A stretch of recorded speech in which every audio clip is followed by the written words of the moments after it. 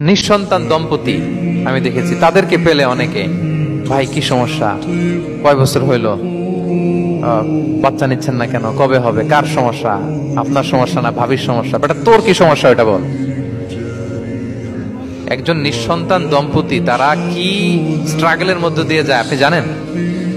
এটা তার জন্য পরীক্ষা। ওই পরীক্ষার মধ্যে আপনি খুঁচিয়ে খুঁচিয়ে, মানে সে kind of is a gynaecologist, সে আপনার ইয়ে করতেছে, ট্রিটমেন্ট দিচ্ছে, ভাই কি হয়েছে, এইটা ওইটা, তাদেরকে বিব্রত করে একটা পরিস্থিতিতে ফেলা, এম্বারাসিং একটা সিচুয়েশনে ফেলা, এটা হারাম। এই ম্যানার গুলো ইসলাম আমাদেরকে ধরে ধরে শেখায় যে এটা তোমার বিজনেস না, তুমি খুঁচিয়ে খুঁচিয়ে মানুষের ব্যক্তিগত বিষয় যেটাতে সে বিব্রত বোধ করে এগুলো তুমি জিজ্ঞেস করতে পারো না।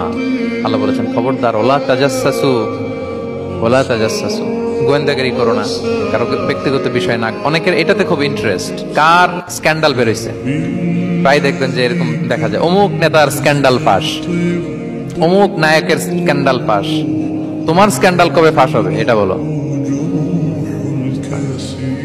নিজের চরকায় তেল দিতে হবে, আরেকজনের কি হলো, তার কি ভুল আছে, দোষ ত্রুটি আছে, ওগুলো খুঁজে দেখার জন্য আল্লাহ আমাকে দুনিয়ায় পাঠায়